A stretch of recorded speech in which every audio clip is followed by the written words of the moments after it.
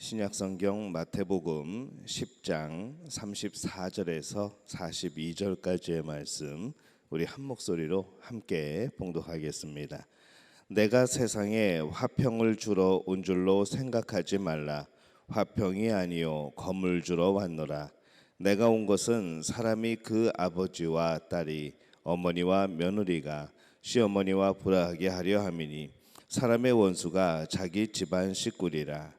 아버지나 어머니를 나보다 더 사랑하는 자는 내게 합당하지 아니하고 아들이나 딸을 나보다 더 사랑하는 자도 내게 합당하지 아니하며 또 자기 십자가를 지고 나를 따르지 않는 자도 내게 합당하지 아니하니라.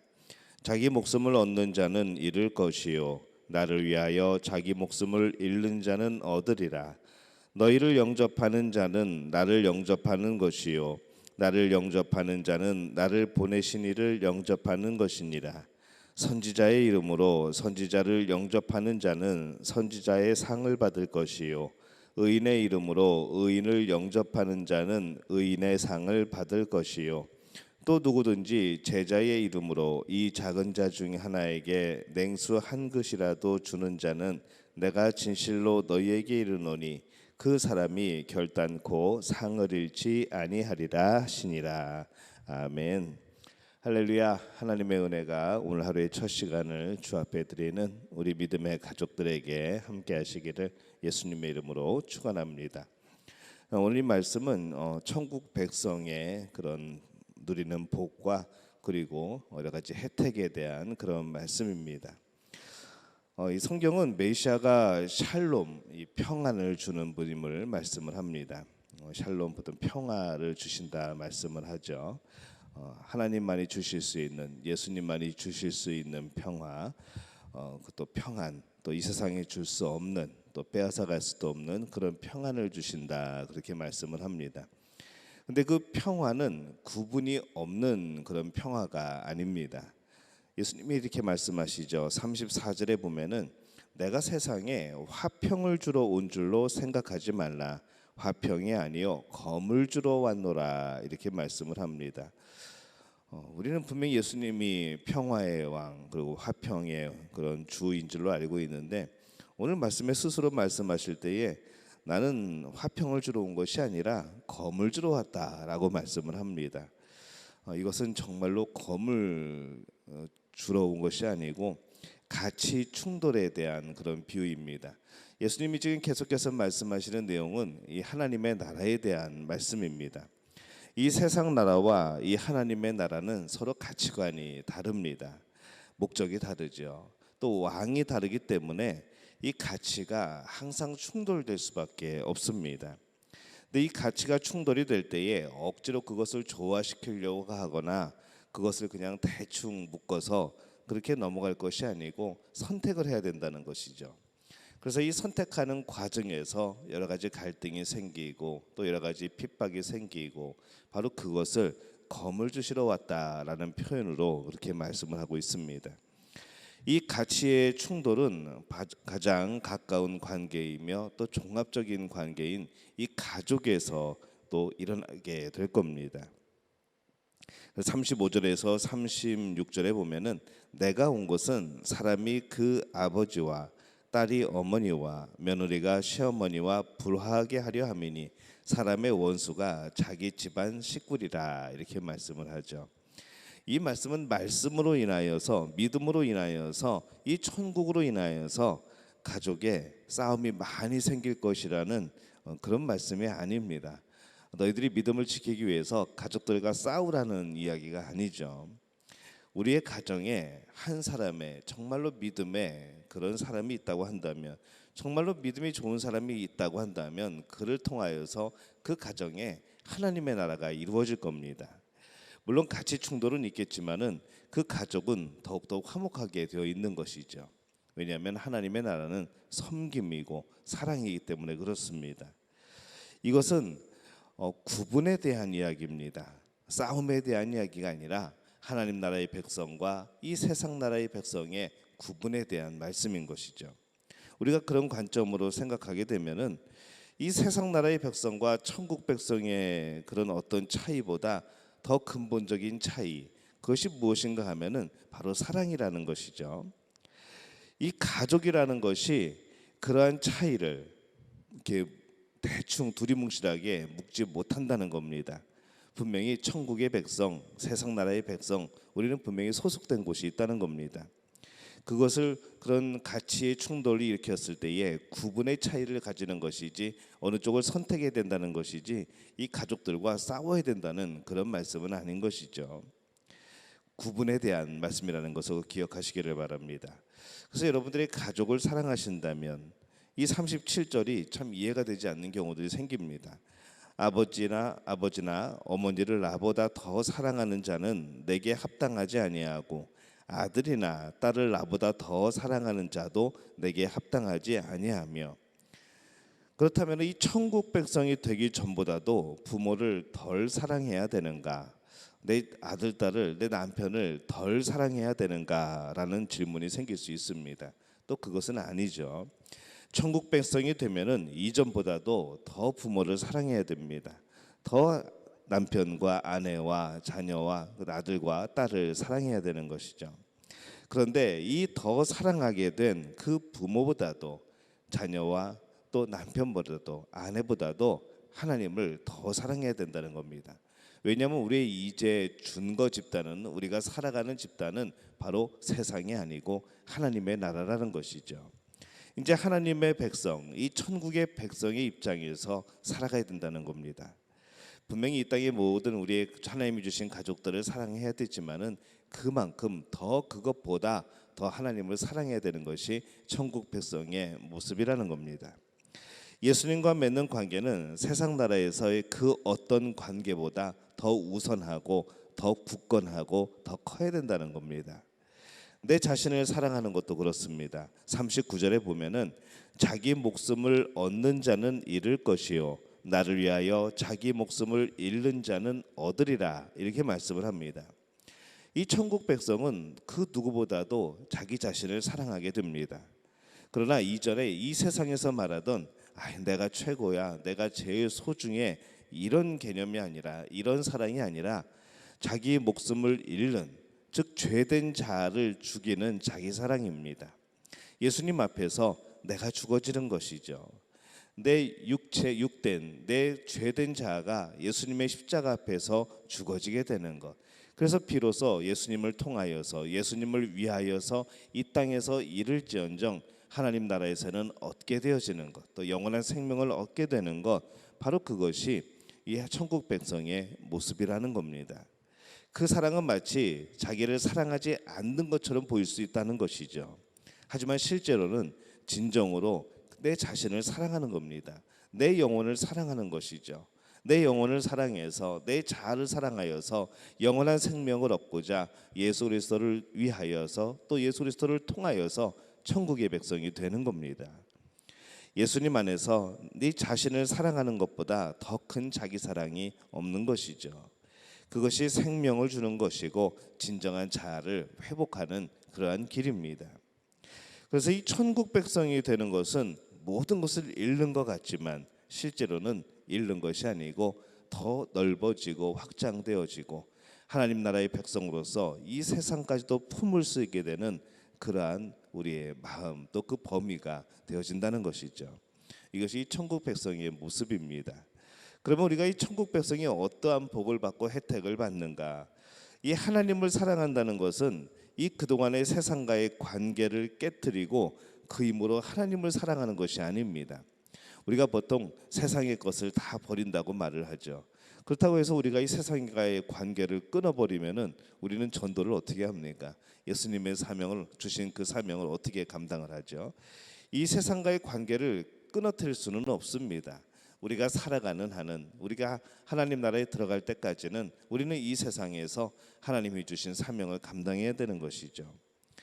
그래서 우리가 보통 그냥 이분법에 의해서 이 세상은 죄, 하나님 나라는 좋은 것 하면서 이 세상을 부정시한다고 한다면은 우리가 사역해야 돼, 우리가 살면서 하나님께 영광을 돌려야 돼, 그런 상황들이 생기질 못합니다.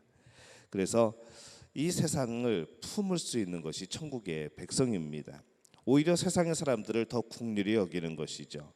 그리고 비교할 수 없는 더 큰 사랑으로 하나님을 사랑하는 겁니다. 제일 힘든 것은 이 세상 살아가면서 세상을 사랑하는 것이 힘든 것이 아닙니다. 이 세상에 살아가면서 하나님을 사랑하는 것, 하나님의 나라를 소망하는 것, 그것이 더 힘든 것이죠. 근데 정말로 쉬운 것이 있습니다. 그 뭔가 하면은 하나님의 백성으로서 이 세상을 품는 겁니다. 그것은 제일 쉬운 것이죠. 사랑은 수고하는 것이 힘듭니다.